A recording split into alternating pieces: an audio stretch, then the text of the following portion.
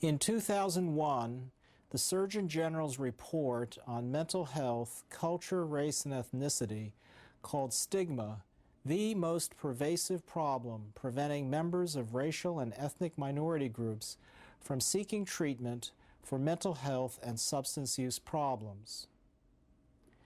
Hello, I'm Dr. Francis Liu, Professor of Clinical Psychiatry at the University of California, San Francisco, and I will be your narrator for this film. The objectives of this program are: 1, to demonstrate how Asian American patients present their stigma of mental illness, and 2, to demonstrate how skilled therapists manage stigma. Stigma is a particularly critical problem among Asian Americans whose knowledge, attitudes, and beliefs about mental illness are rooted in the teachings of Buddhism, Confucianism, Taoism, and animism. Stigma often is very subtle in its presentation, yet, as we will see, it can cause patients and families to delay seeking treatment, minimize symptoms, and not adhere immediately to a treatment plan. Asian Americans have mental health problems that are similar to or greater than those of Caucasians.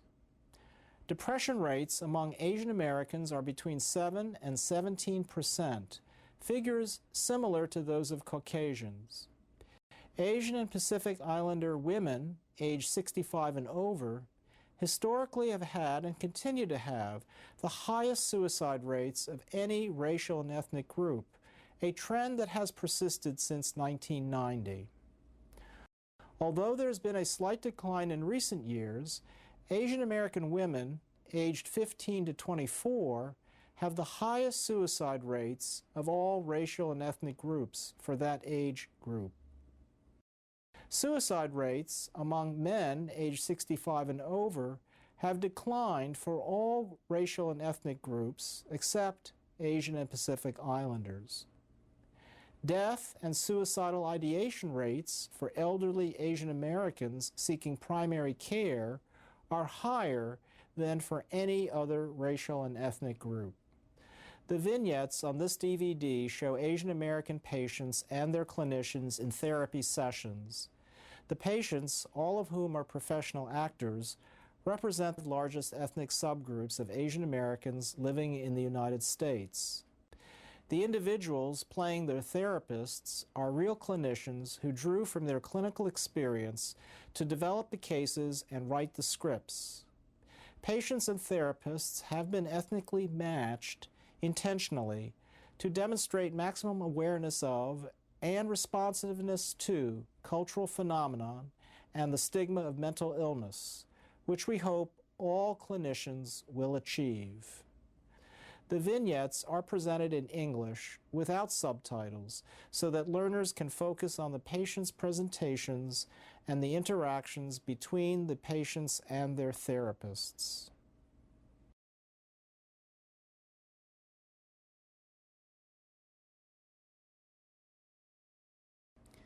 In this vignette, Bindu is a 30-year-old single Indian American woman with bipolar disorder. We see her at the 4th visit with her psychiatrist, Dr. Prathikanti. Look for the signs and symptoms of bipolar disorder that particularly distress this patient, as well as how her family and community stigmatize mental illness. Finally, pay attention to the treatment pathways recommended by the family and the psychiatrist. So Bindu, it's been almost a month since our last meeting. Can you tell me a little bit what's been going on since then? Work's been super crazy. You know how I work for that small startup company, and there aren't a lot of people, so I've been taking on a lot of projects, and I've had to wear a lot of different hats, and I've been staying up really late. And I know you're gonna get mad at me, but I just haven't been sleeping very much. And when I don't sleep very much, my thinking gets kind of hazy. But I have to, because we're super busy. There's like a huge push to get all these projects out before the year's end, and yeah, so it's been kind of stressful. Well, I'm not mad about your losing sleep.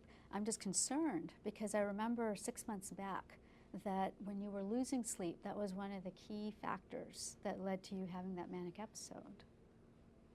Yeah, I know. What do you remember from that episode? It's kind of hard to remember everything, but I mean, I know the sleep's really important.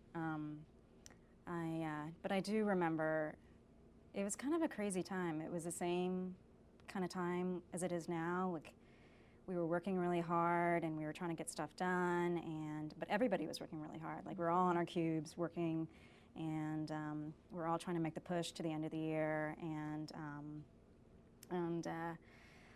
But I just kept working and working, and I guess I continued to work sort of even beyond the time that we actually had finished everything. And I think I just started to people started to come up to me and say I wasn't making a lot of sense, and I was just really, really intense. And I think I started kind of getting really obnoxious, and I started kind of mouthing off a lot. And I had this sense that I knew everything, like I was right about everything, and that people weren't listening to me, and they didn't, but it wasn't, normally I'm really nice, and but so it was kind of out of character. So yeah, no, I remember all that. I mean, that was not a good time. I don't want that to happen again. So I know. Did that create any problems for you with your boss? Yeah, I guess I kind of yelled at him. Yeah, he actually had to take me aside, and it's a pretty small office, so everybody kind of knew that there was something wrong. So he basically called me into his office, and he told me that I needed to get some help. And that was the point at which you came to see me? Yeah. Were you on the verge at all of losing your job at that time? I mean, they're really, really cool. I think my boss has some family mental stuff, so he was really understanding, and but I think, like, if it happened again, they probably wouldn't be too cool about it. So I mean, I can't lose my job because, I mean, it's just so expensive to live here. Yeah, it was a problem. So I don't want it to happen again. And then also, like, that other thing that happened. What was the other thing? Well, that thing with that guy. Well, it's also kind of uncomfortable to be at work because I didn't tell you, but so I was working super hard, and then there was this guy. We were actually, both of us were working on this project together. One of your coworkers? Yeah. And it just got really late, and we'd kind of wrapped up what we were doing, and then we decided to go out and go to a bar and get some drinks. And I don't even really drink, but I guess I was just like in that state where I was kind of feeling kind of not very inhibited, and so then we went out and we had a few drinks, and I think I kind of started to lose it a little bit, but and I was just talking really fast, and but whatever, I guess he thought it was just the alcohol, and so we ended up kind of going back to his place, and we slept together, and it was just it's kind of humiliating because I think I was really weird, and I think a bit whatever, so now we have to work together, and it's just, I don't know, it's kind of... Just put you in a very awkward position with him. Yeah, and I have to see him, it's really small, I have to see him every day, so I don't want that happening again. But, I mean, I really don't want to take the medications again. Yeah, I remember the medications were very helpful at that time, to stabilize you and get you back onto a normal sleep-wake cycle and make it so that you could return to work. But it's been a few months now since you stopped the meds, and I'm just wondering if you've had any thoughts at all about whether you'd want to consider going back on the meds.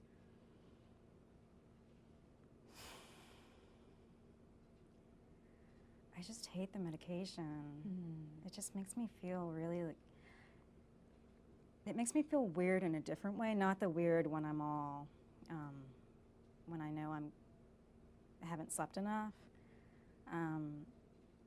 I feel like I can't think clearly, and they make me gain weight, and I don't know, I just don't like them. And then you have to go to the pharmacy, and like everybody knows, like I feel like everyone's looking at me, and like the pharmacist isn't very confident. I mean, like I just feel like everyone knows that I'm taking medications, and I just hate them. I hate everybody knowing, and I hate feeling like I have to take these drugs just because I have this thing, whatever, this bipolar thing. So you do still feel not convinced that you have a bipolar disorder? Well, no, I know I have a problem. It's just so much of the time I feel fine. I mean, I feel, I mean, I know when I don't sleep it's worse, and I know, like, I mean, yeah, well, I mean, I don't know. I don't know. I guess I'm just trying to figure it out, you know. Have you told anybody else in your family about having this diagnosis? No. No.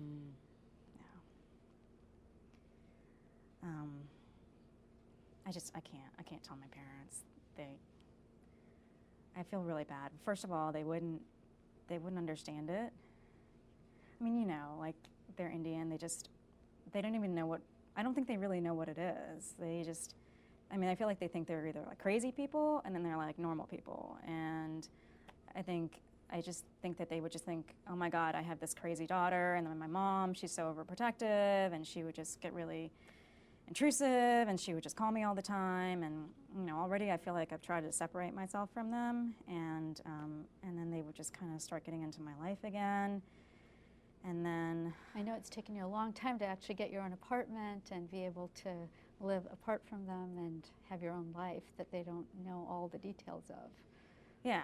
I mean, I don't want to go back to the kind of feeling like they need to know everything about me. You know, in Indian families, it's sort of, parents feel like they have to know everything about your life, and they feel like they can read your diaries and whatever, and they should know everybody that you're with, and you know, they don't even believe in like dating and stuff like that. And so, like, I just don't want them to all of a sudden come back into my life again. So have you had any contact with your parents recently? Yeah, they want to introduce me to some guys. Oh, yeah. to some Indian men in the community here? Yeah, they think it's time for me to get married. I'm 30, and I think I'm like old, I guess, for like not being married and being Indian. So, I'm okay with it, you know. So, yeah, and I just think this whole bipolar disorder thing is just going to be like it's going to be totally shameful for them, you know. They're going to, like, what if these people find out, and then nobody's going to want to marry me, and then nobody's going to want to marry my sister, and it's just going to be like this huge shameful thing for the family. How old is your sister? She's like 25. Okay, so she's not at the point at this stage where they're looking for a husband for her? Well, they want to marry me off first. I mean, kind of I see. It's bad if they marry her off first, right? So, but yeah, I mean, I just feel so bad about the whole family thing. It's just kind of like, I just feel like my parents have just sacrificed their whole lives to give us a better life, and then I'm just going to have this disorder, and I'm going to feel like I failed them, and then it's just such a burden for the family, and already like I'm not married, and like that's a burden for the family, and it's like I just can't do it. I don't know how to do it. I can't do what I can't tell them. So you feel like it'll really affect the way other people in the Indian community look at your whole family if you were to come out and let your parents know that you had bipolar disorder? Yeah, I mean, it's pretty shameful. I mean, you know how mental health is in India. Like, if anybody has anything wrong with them, it's just a big stigma for the whole family, and the rest of the community really doesn't understand. And you know, even though they don't know that much about it, they know these things run in families, and they would think that the whole family was crazy. And I feel like my parents already, you know, 20 years they've been here, and they built all these community connections, and maybe they would be shunned and ruin my sister's life, and I mean, I can't deal with all that. That's a lot of pressure. Yeah, it's hard. Have you been able to talk to anybody in the community about this, about kind of having this diagnosis, and you know, some of the struggle you feel around keeping the information from your parents? Yeah, I talked to this one auntie. I thought she was kind of cool and kind of open, but basically she just told me that if I got married and had kids, that like my disorder would disappear, which was not helpful at all and not true. And so yeah, I'm not telling anyone else because I just don't think it's going to be received well. You know, I'm just concerned that so much to hold all by yourself, you know, this diagnosis, the impact it could have on your family, you know, your feelings of wanting to protect your family. I'm thinking that right now we're only meeting once a month. How would you feel about maybe increasing the frequency of our meetings to weekly so that we'd have more of a chance to talk together? Like therapy or? Yeah, to be able to do some psychotherapy in addition to just checking in around the bipolar disorder. You know, I mean, I like you and everything, but I kind of did that therapy. Oh, you did? When was that you tried some therapy? I did it when I was in college. I was pretty stressed out, and so I went to student health, and I just didn't like it. What form of therapy did you have back then? I don't know. I mean, I had this therapist, and she just kind of wanted to ask me about my childhood and about my parents, and I kind of didn't think it had any relevance to do with why I was stressed out in college. And she kind of wanted me to blame my parents, and I kind of feel like it wasn't my parents' fault. Like, I'm fine. Like, my parents raised me well, and I just feel like that's kind of like I feel like American people, they have problems because their parents were all screwed up and, you know, like divorces and everything. But like, I didn't really have that childhood. I kind of had a normal childhood. My parents were nice. And so I mean, if it's going to be like about my childhood and if it's going to be about my parents and all that kind of stuff, then I don't know. I don't want people, I don't know. I don't want to do that. Okay.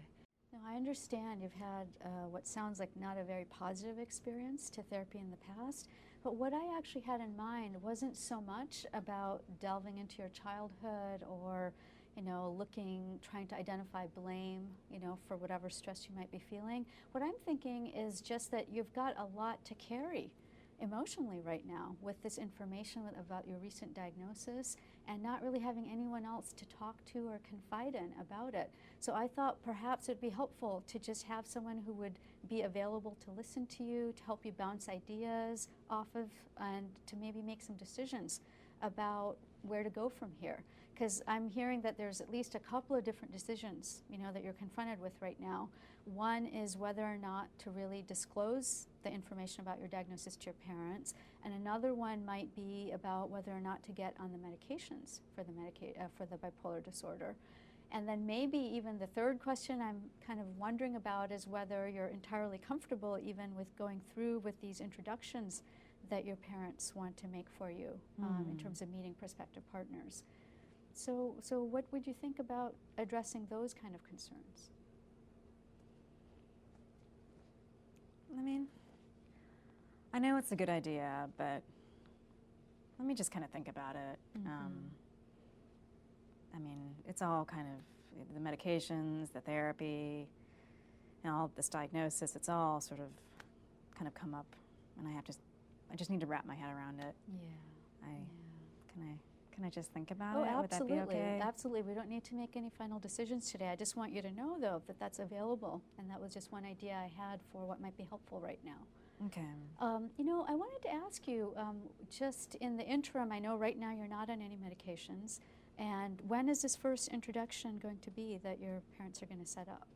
I think it's like a couple weeks from now. A couple of weeks from now. Okay. Yeah. So just in anticipation of that, I wanted to ask you, what are some concerns that you might have going into that meeting?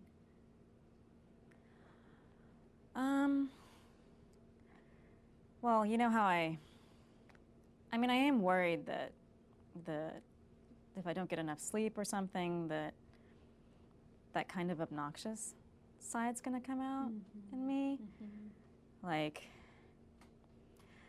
some of the things I'm actually thinking, you know, because with work, it was kind of like I was having trouble. I was having a conflict with my boss around not really being able to express myself. I mean, internally, like I didn't tell him that.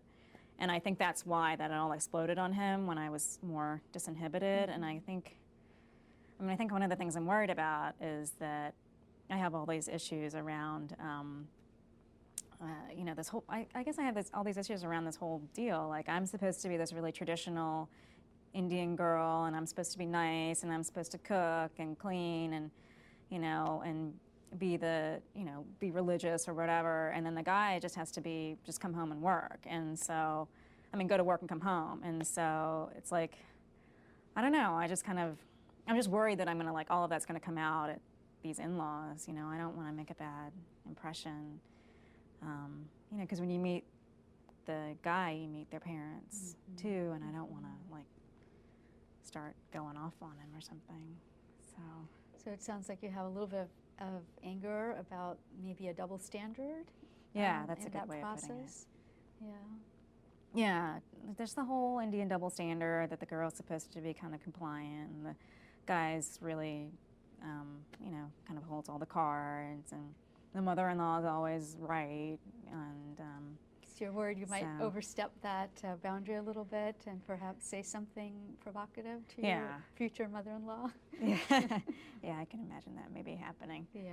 And then what if I meet, like, a cute guy and I get all, that's another thing I'm worried about. Like, if I meet, like, a good-looking guy and what happened with the other guy at work, if I get kind of, because I didn't even know if I liked that guy, you know, and then all of a sudden, you know, we ended up together, and I don't want to come off inappropriately, because that would, like, what if he was a really traditional guy, and then I'm supposed to be this really traditional girl, and then I would come off being really, you know, inappropriately, and so, yeah. Those are the things I'm worried about a little bit. So have you talked with your sister at all about any of these introductions and your feelings about it? No, well, not really. I didn't know if, like, I didn't want to scare her off from the whole process, so I don't know. I've just been keeping things to myself more. Sounds like it. I want to talk to her, but I just don't want to burden anybody. If I talk to her, then I have to talk about her about, like, the bipolar thing, and so I don't want to. So she doesn't know even about it. Oh, no. Then because she'd tell my parents, and I don't want my parents to know, so. That's not fair to her, to, like, make her keep a secret and worry about me, and that's not fair. Do you ever worry that she might have some depressive episodes or any signs of bipolar? Yeah, I am. I mean, I know she was depressed when she was in her teens, and I know you told me that sometimes when you're depressed as an adolescent, that can also you sort of be a precursor to bipolar. So, That's right. I mean, I do worry about that, and so I feel like, I mean, that is a stress concern for me, that she maybe has something like this, and I should talk about it with her. So, I mean, that is something I think about, and maybe I need to think about how I'm dealing with this whole thing, my family. I mean, yeah. Yeah. So again, that's just a lot. It's a lot to be carrying all by yourself.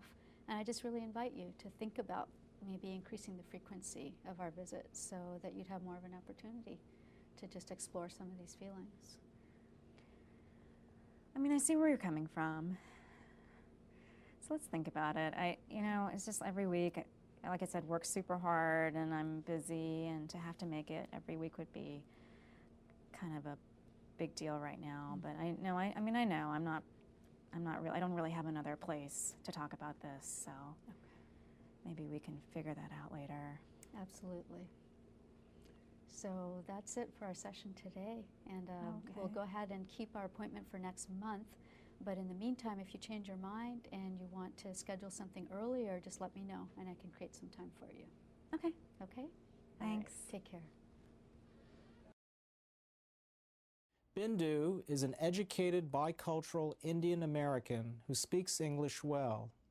Yet the experience of having a mental disorder distresses her greatly. The stigma of mental illness in her traditional family and community adds greatly to her distress.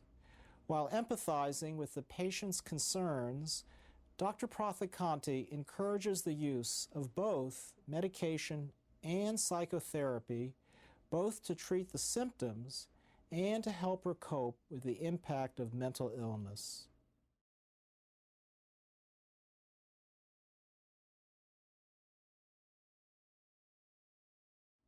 Mr. Tran is a 54-year-old Vietnamese-American who is suffering from symptoms that are consistent with major depression and post-traumatic stress disorder. This is his initial visit with his psychiatrist, Dr. Tan. Notice how Dr. Tan empathizes with how these symptoms impact on Mr. Tran's life.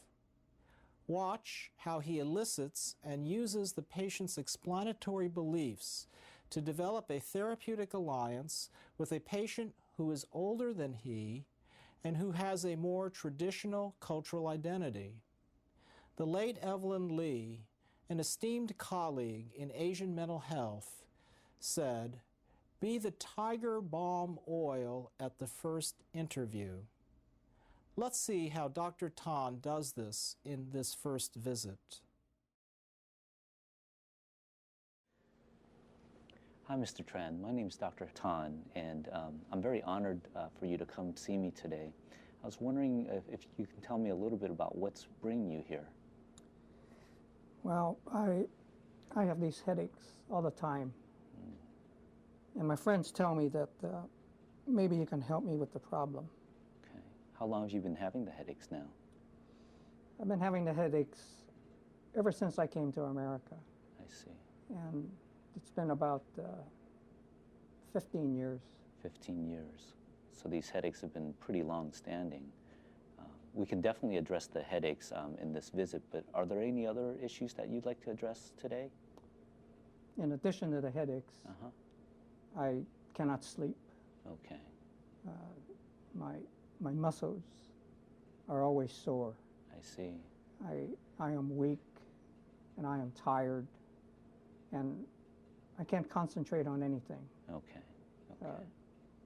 Life is very hard for me. Okay. So it sounds like in addition to the headaches, you're having issues with sleeping, poor memory and poor energy, and also it sounds like some aches and pains. What I'd like to do is to go individually through those symptoms and really get a better idea of how this is affecting you, what it's like for you to endure these problems, and then a little bit later to do a physical examination, just so that we can get a better sense of what's happening with you. Okay? Yes. Okay. I feel like I have a better sense now of what's been going on with you. It sounds like you have a lot of physical problems. And what I've noticed is that in my work with Vietnamese people, and most people in general, when you have so many physical ailments that are impacting your life, it often causes some impact on a person's emotional well-being as well. Even the strongest person can't help but feel that these physical ailments cause emotional issues. So I'm wondering for you, if you notice if any of these stresses in your life impact how you're feeling. Well, I'm always so sad. And I have trouble with getting angry all the time, very quickly. I see. And my life is so hard. In addition to the physical problems that are impacting your life, making it so hard, are there other factors as well? Well, since coming to America, I've had trouble providing for my family.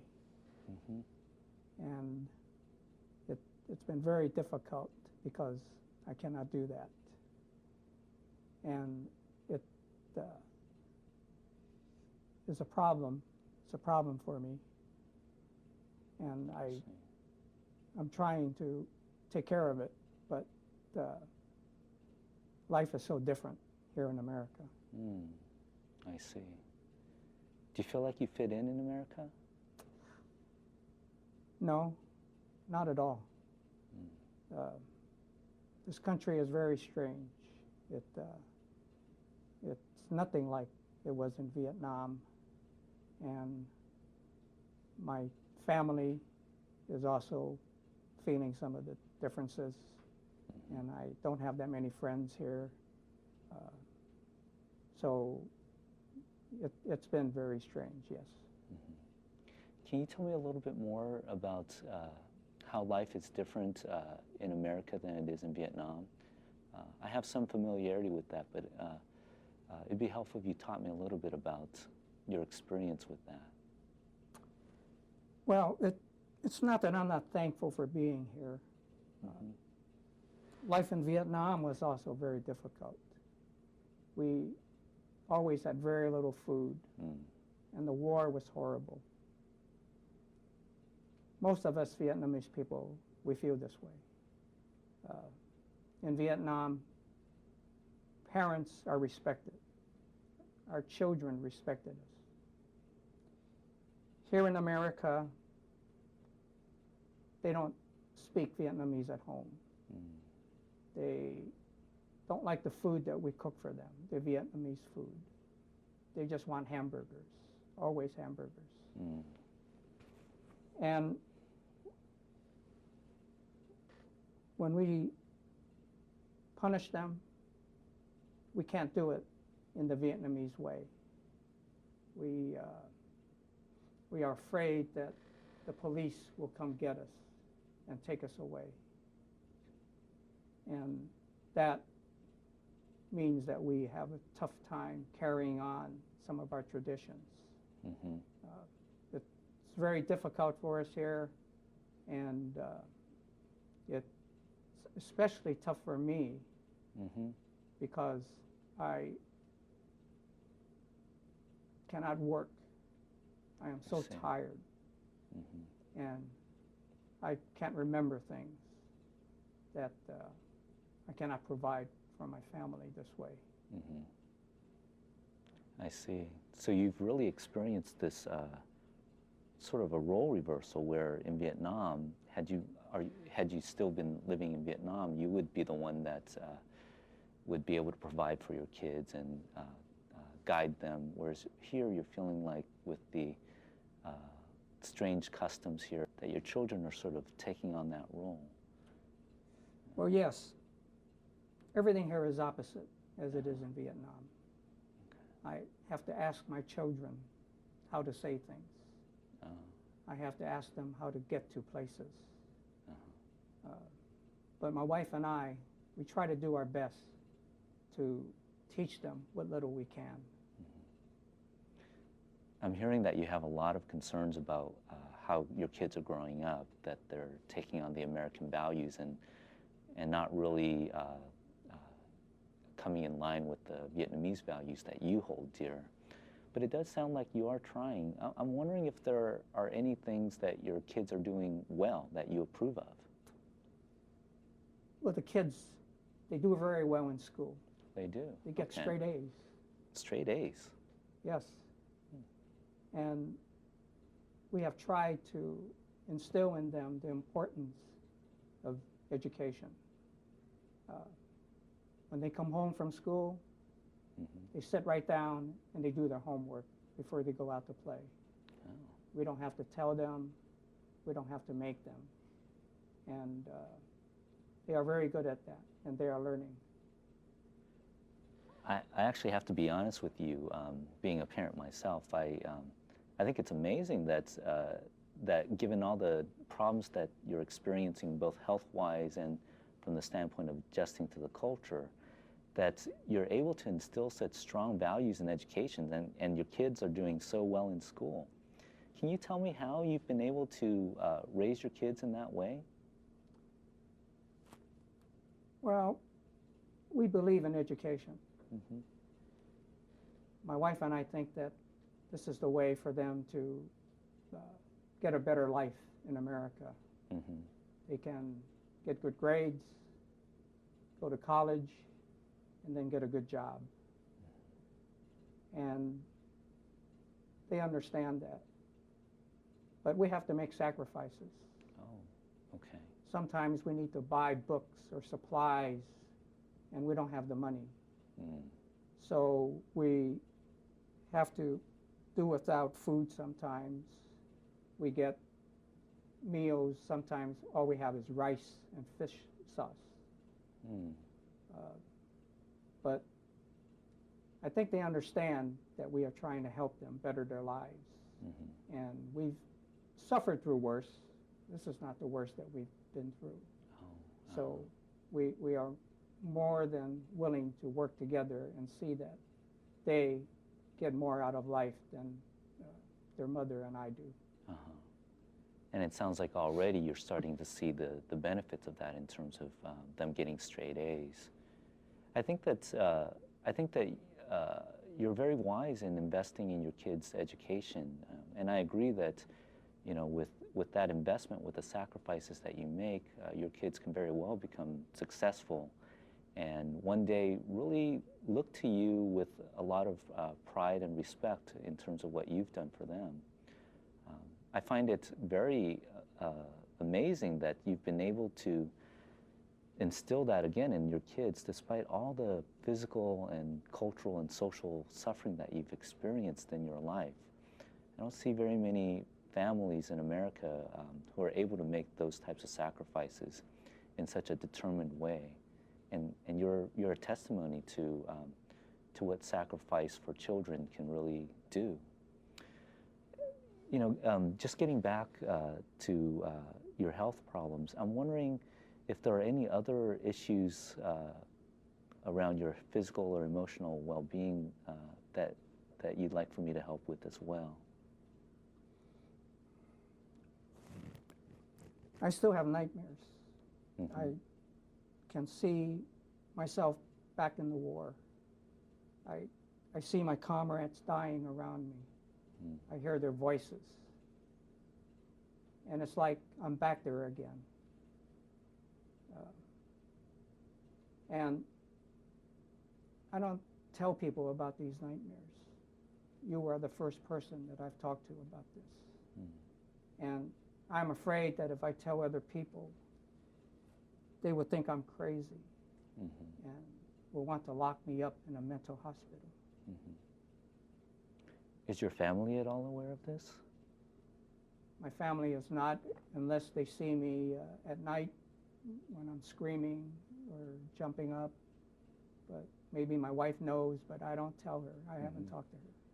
You're the first person.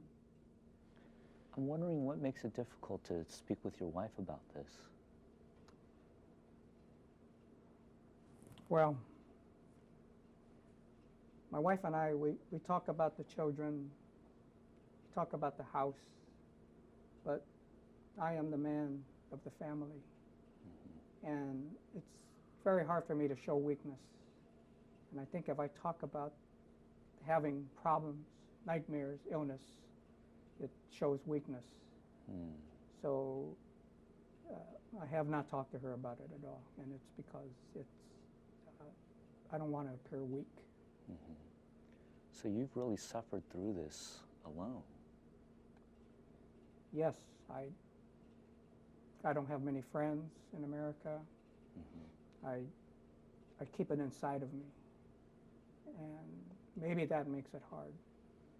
I don't know, but I do suffer by myself. You had said earlier that you were afraid that if you were to tell people about this, that they'd label you crazy and throw you in the mental hospital and get locked up. I just wanted to say that I actually have worked with a lot of patients who have similar experiences. You've suffered tremendously during the war, and even though you try to brush aside those memories, they just sometimes overwhelm you. That's something that a lot of my patients talk about. And I want you to know that this is not being crazy. It's a normal human response to something that has been incredibly abnormal in your life. War and trauma and seeing your comrades die, that is not normal.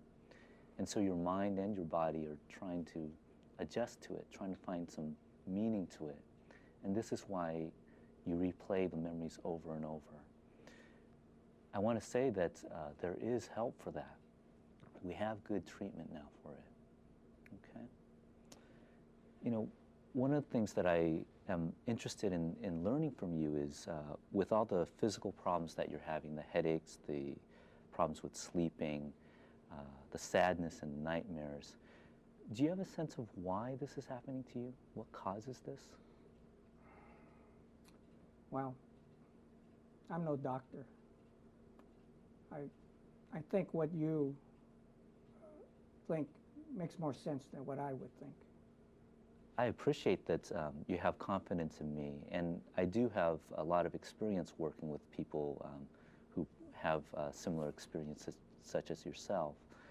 But I've also found that your perspective, the perspectives of my patient, are very important to me. You're the one that's living through this experience. You're the expert of knowing what it's like, and it'd be really helpful for me to understand that perspective and to really tailor fit the treatments that we have available to meet the needs that you have. And so your perspective is very important to me. I suffered greatly from mortar fire during the war. There were very few survivors. I was one of the few. And I think that the fire affected my body and affected my nerves. And I think that maybe that is what causes my weakness and illness. I think that's very insightful, and I would agree with that. I think that when a person suffers tremendous amounts of stress and trauma, such as yourself, their body and their mind becomes weaker. Your nerves become weaker. And you might notice that because your nerves are weakened, you don't respond to stresses currently very well. You might notice that when you get bad news, that you may respond more negatively or more strongly than people around you. And I generally see that as a sign that your nerves are not as strong as they used to be. There is hope. There's a lot of hope. And there are medicines that we can use that will slowly help you to recuperate, help your nerves to strengthen and your emotions and your body to recover from the traumas that they've suffered. We also have experts in the field that can help you to learn mind exercises, exercises that will help you to deal with the memories when they overwhelm you, exercises to help strengthen your resolve and your ability to deal with the sadness and anxiety in your life. Would you be interested in that? Well, anything that will help me get rid of the headaches, I would like to try, yes. I think that the headaches are, in large part, as you mentioned, due to the stresses in your life. And if we're able to help you to learn new ways to deal with the stresses and also to help strengthen you so that you can withstand the stresses in your life. Do these new ways include medicines or what? Yes, they include medicines. We have new medicines that over time, when a person takes it consistently, can really help to improve a person's well-being. How does that sound to you? Well, it sounds like something that we can get started on. Okay. I'm a little concerned about counseling. Is more talking going to do good for me? Seems like it might be a waste of time. I don't know much about counseling. You're the expert. So maybe you can tell me how it can help me. I appreciate your concern about counseling. I think for many Vietnamese people that I've worked with, counseling is sort of seen as being kind of strange, maybe even feeling like you're revealing a lot of things that should stay within yourself or within the family. And the counseling that I have in mind has more to do with learning skills, learning ways in which you can relax more, learning ways in which you can better control your anger, better control these memories that intrude upon your consciousness. And so it's a little different from what you see on TV about you know, talking a lot about your problems, although I think that there's definitely a role in that if you feel like that would be helpful. Well, like I said, anything that you think would help, I would be agreeable to trying. Well, I appreciate your trust in me. You know, one of the main things that I want to do in our work together is to really help to alleviate your suffering. My goal isn't to add more to your suffering, and I know that sometimes we as doctors, we don't listen as well to our patients, and so we may do things that actually, with medications or with counseling, that may actually feel like it increases suffering. And so I really hope that we can maintain an open level of communication as we're doing today, so that we can walk this path to recovery together. Doctor, I would try. Thank you. And if we can get rid of my headaches, and if I can start to sleep again, then maybe I can go to work and do something and help provide for my family again. I have a lot of hope that you will be able to do that. And as you go through the treatment and you start to heal from these emotional and physical injuries that you've suffered, you may notice that you'll want to become more involved in the community or involved in getting a job. And we have resources that we can help with that. We can work to enroll you in an English class so that your English skills will improve.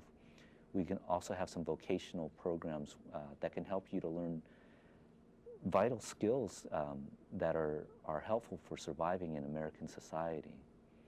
And so we should always be on the lookout for when you feel ready for that. And I'll check in with you on a regular basis about that as well. Okay, doctor, I want to thank you for offering to help me with my condition and problem. Well, I appreciate you coming in here. You know, you've suffered through this by yourself for a long time now. And quite frankly, you've done well despite the suffering that you have had. Your kids are doing well in school. They're not taking on the Vietnamese way as much as you'd like, but you're doing tremendous work. But I think it's time to get help from experts and to take your recovery to the next stage.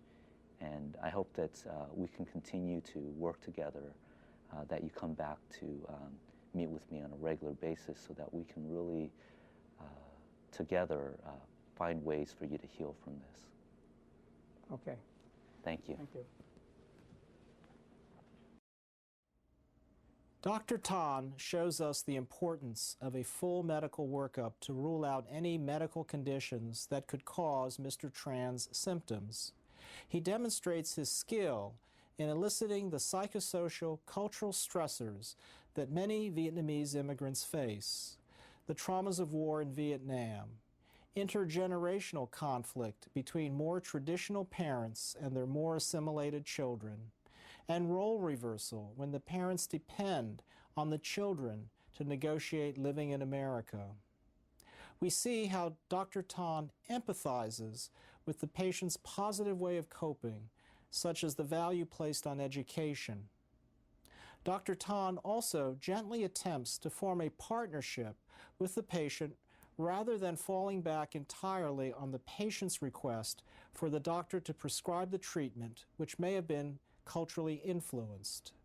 He closes the session with a message of hope through a treatment plan that includes psychotherapy, medication, and psychosocial interventions.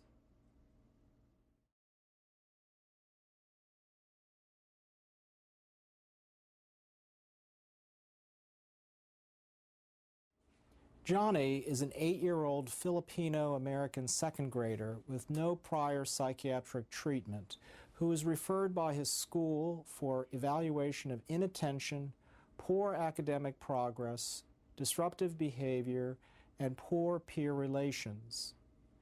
These symptoms have been noticed as early as kindergarten, but his parents declined the teacher's recommendation for mental health assessment.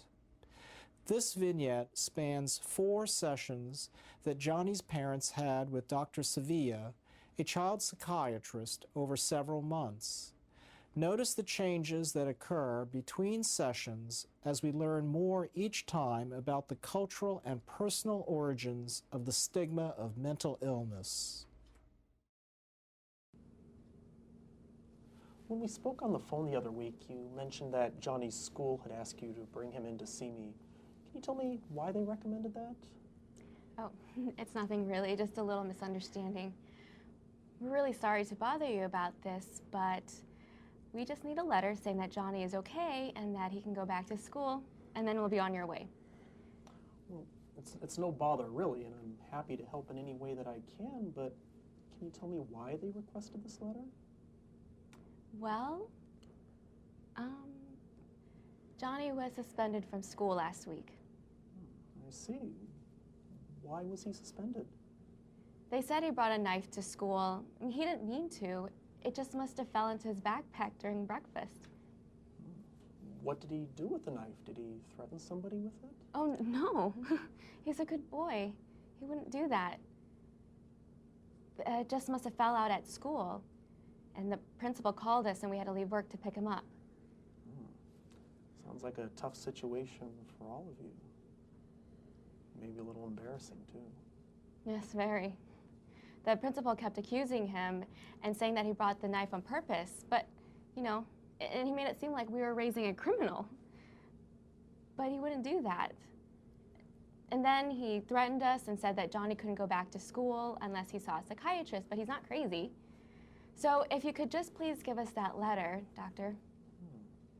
Well, I really commend you both for having the courage to come here today. Many of the families that I see are so ashamed about being in a mental health clinic that it's very difficult for them to come in the first place. They oftentimes worry that their family secrets are going to be exposed to the community. But with very few exceptions, what we talk about here is confidential, and I'm not going to be sharing your personal information with anybody else.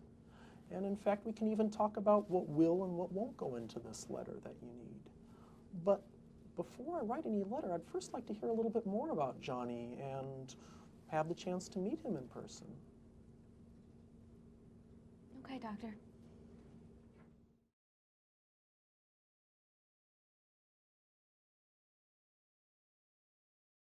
Well, I've had a chance to review the data that you've provided me, as well as that of Johnny's school and his pediatrician. And together with my own observations, it appears that Johnny has a condition called ADHD, or Attention Deficit Hyperactivity Disorder. Now, this is a very common childhood condition. Affects probably about 8% of children in the United States. Excuse me, doctor. There must be some mistake. I don't know what the teacher told you, but our Johnny isn't crazy. My wife and I both work in a hospital, and we see a lot of psych patients, and Johnny certainly isn't like one of them. And he certainly doesn't need any psycho meds. So, we're very sorry to waste your time. I know that you must be busy, but we have other appointments we need to get to. So thank you very much for your time. Well, why don't we talk about your concerns a little bit? Let's go.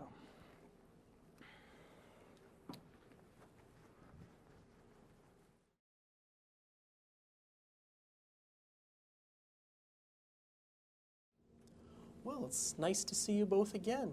How have Johnny and your family been doing since we last met? Well, doctor, since we last saw you, we decided to take Johnny out of the public school. Too many bad influences, and the teachers blamed everything on Johnny, even if it wasn't his fault. So we decided to enroll him in our parish school, where there are more students and teachers from our country who will understand him better. I see. So how has that been working out for him? It's better, really. You know, it's an adjustment phase. He's a little shy, so he's having trouble making friends. And sometimes he makes a little bit too much noise, or he has trouble getting his work done. It's harder in Catholic school, you know. So was that part of why you decided to return today? Yes, doctor. Well, I think Johnny's very fortunate to have such courageous parents. Many families are just simply too embarrassed to bring themselves to come back here a second time. I think that many times parents are afraid that I'm going to blame them for their child's problems, or that their personal issues are going to be exposed to the community. Yes, that's true. Even at church, people keep looking at us and glaring at us because Johnny keeps talking too much. They look at us like we're bad parents. So we don't go to Mass as often as we used to. Well, that's too bad, because I recall that church and your faith were something that was very important to your family. Yes, very much so. After what happened at his last school, I used to pray to the rosary every day, and we would go to the church and ask people to pray for us. And we even went back home to the Philippines for spiritual healing. But the teachers kept complaining and the parishioners kept glaring at us. We took him to the pediatrician to ask for a brain scan to see if there's anything wrong with him. And she said not to worry, boys will be boys, and he'll eventually grow out of it.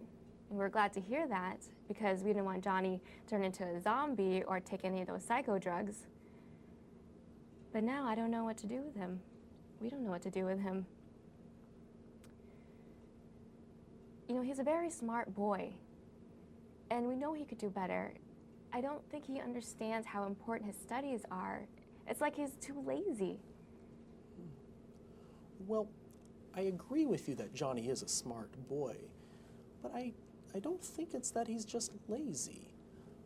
I recall when I met with him that he was very actively interested in his environment. He would take the initiative to explore things. He would speak up for himself and ask lots of questions. So it makes me wonder then, what do you two think is actually causing Johnny's difficulties? Well, we don't know. At first we thought the teachers didn't like him because he was Filipino. And then we thought that maybe God was punishing us for some sort of sin. But we just kind of ran out of reasons. So that's why we're here. I see. What do you recall from our discussion last time about what I thought might be causing Johnny's difficulties? You know, I don't remember really. I think you said there was something wrong with his brain. Okay. Well, why don't we go back and start from the beginning? And feel free to interrupt me at any time if something doesn't make sense or if something just doesn't sound right to you. And we'll go from there. Okay, doctor.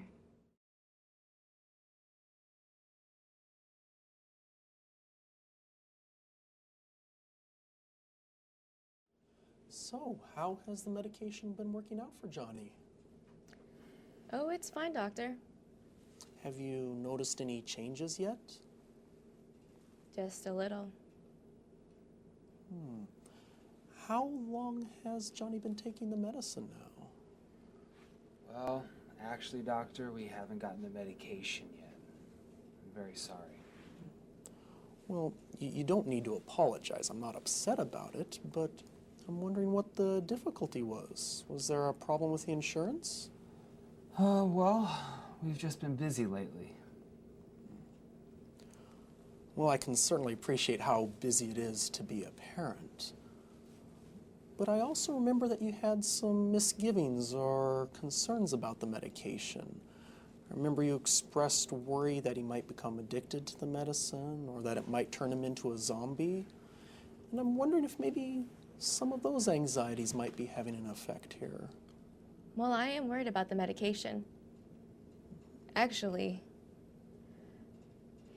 we didn't exactly tell the truth when we said that we didn't have any family members who had any mental health problems. My sister is in the psych hospital in the Philippines, and she's been there for many years. I'm sorry to hear that. What led to her hospitalization? She was okay as a child. But when she was a teenager, she started losing interest in everything. She didn't even go out anymore. She didn't go to school. She didn't have any friends. She even stopped taking a bath. Then she started getting angry all the time and started yelling for no reason. And I live in a small town, so everyone knows everybody. And they would talk about us and say she was possessed, so they started avoiding my family.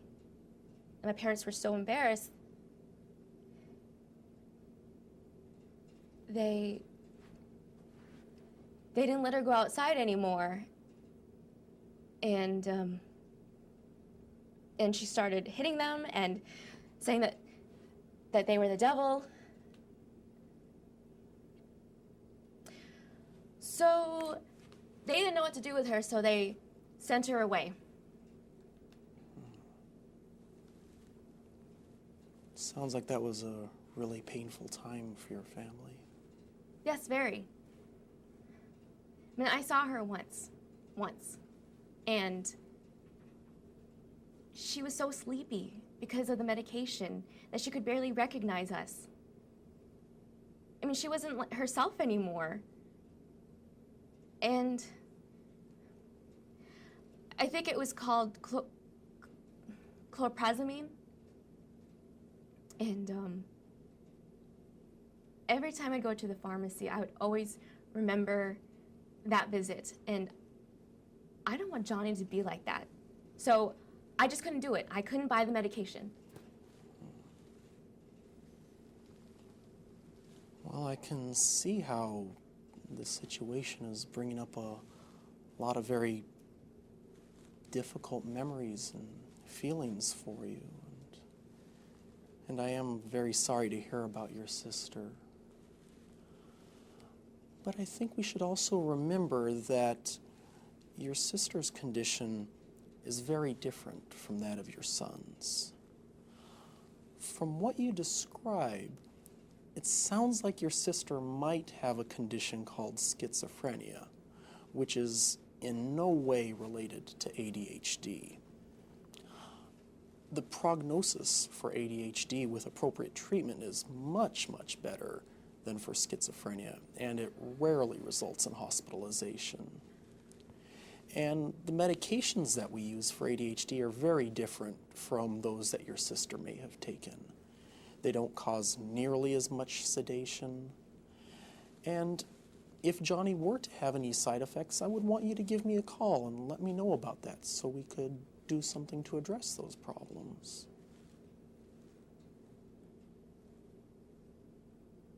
I do remember learning something about that from nursing school. But you know, when you hear all your life that if you take too much medication, you'll go crazy, it's just really hard not to believe. But I think talking about this is helping. Well, good. I'm glad to hear that.